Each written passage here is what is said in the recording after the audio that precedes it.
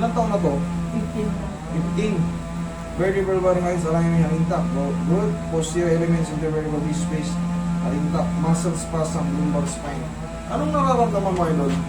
Ano bang madalas mo nararamdaman? Pag yumuyo ka, masakit ang balakang mo. Nadulas ka ba before? Nalaglag ka sa mga upuan, sa mga semplang sa bike, semplang sa motor? Ano lang nangyari sa'yo? Pagkagising mo sa akin. Pagkagising mo lang, Nagbabasketball po yan eh. Pinapaamin ko bawang na nadulas eh. Pero huli ko siya nakita. Nakikipaglaro lang sa kuya niya. yun nga, kaya ang pinaka-the best sa mga gagawin nyo kasi dyan, idol, pag kami nakakaramdam kayo ng ganyan, magsabi kayo sa magulang. Hindi naman kayo pagkagaling lang kasi pag napabayaan yan, baka mamaya, di ba, sumasakit na pag yumuyo ka. Siyempre, sa totoo lang, bata ka pa, hindi pa nga kumpleto yung buto mo eh. Pag in-x-ray ka, medyo hollow pa yung ano yan. Kasi, teens ka pa lang. Pagka gumaganyan ka, pang ano yun, pang senior citizen eh. Yung pag na, kukuha ng hindi nadapot yung pera, sa 15 years old, hanggang 25 years old, kahit pa dambulit yung ano dyan, makipagdambulan. Pero pag ikaw, ganyang edad mo, yuyuko ka, hindi kaya, masakit. Ibig sabihin, may kakaiba dyan sa lumbar mo. Pero lumabas sa lumbar niya, muscle spasm lang. Kung mo na yan nararamdaman, 4 days po. bago lang. Hindi, ano po yan. Ininda niya po na sa akin yan.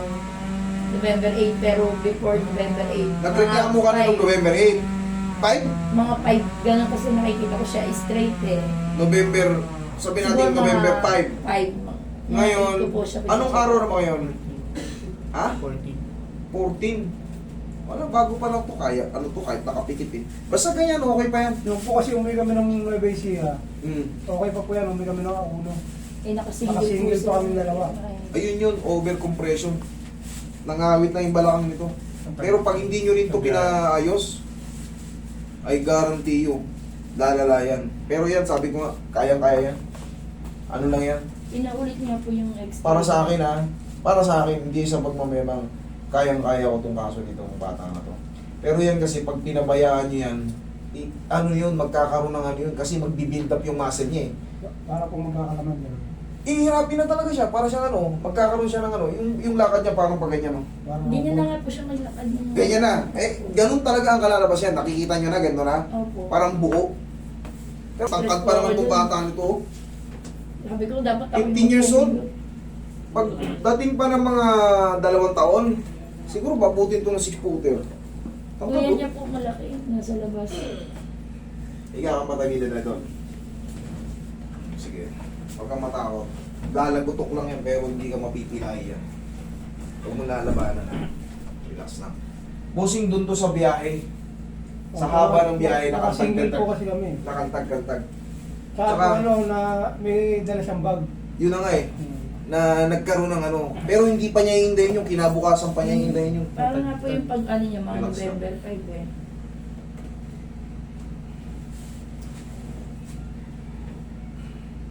Kabilang side. Pero pagdating ng 18 nito, tatangkad to bigla. Ay ano, magkakalaman to bigla. Sobrang payat eh. Okay, relax na nga. Yan mo. Si Charo na. Although maganda na, pero kalahati pa lang nawala.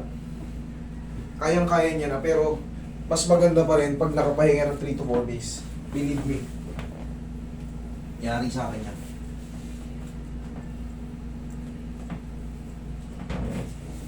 Parang si Charo din ah. Sobrang ano eh, payat eh. Pero nung maliit po yan, nakabayat eh. Yung balakang niya, oh. Ang piranggot. Opo. Wait, ano, hindi ko ninubaran. O, para makita nyo lang hanggang saan. Pero 15 pa lang naman to eh. Magbibi na tama to. After 2 years, 17 na siya. Ayan, medyo magiging bruise ko na yan. Pero after 2 years, sigurado 6-footer na to. Haba ng paa, haba ng kamay, oh.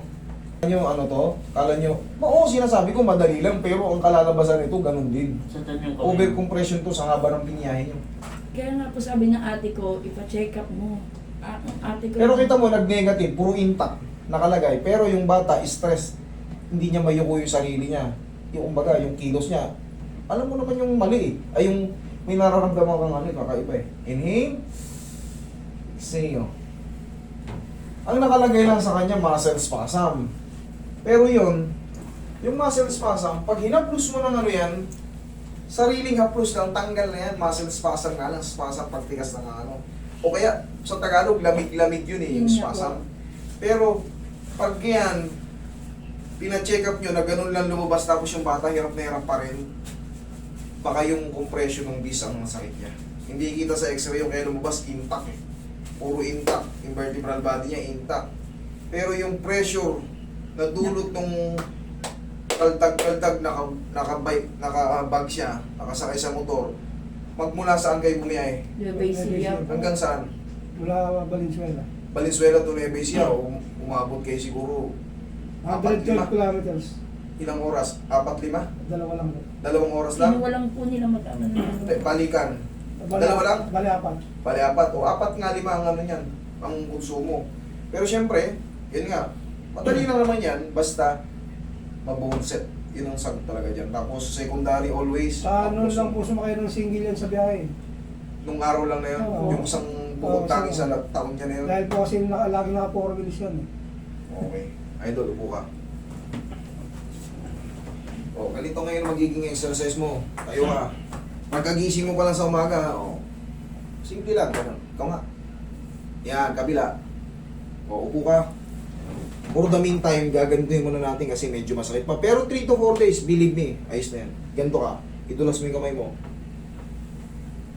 Ay, nakakayoko ka na no. Kahit pa paano, kumana yung balakang mo. O, dire-diretso na yan. Pero meron pa yan, honestly. At least ang mahalaga, naayuyuko mo na. Kaya mo nang, kumbaga, bearable mo na. Tigalaw po. Tigalaw. Pero sa susunod na mga araw, pawala yan. Normal na yan. Okay? Pero sabihin natin, Master, bakit ganun? Sinabi mo 3 to 4 days. Tinanong ko yung anak ko, meron pa raw. Sabihin natin may natirang konti. Siya pa rin kasi yung nakakaramdam niyan eh. Pwede kayong bumalik ng Friday again. Pero kung wala na, enjoy life. Okay? Huwag lang maliligo ngayon ha. Opo. Thank you. Sige po, thank you.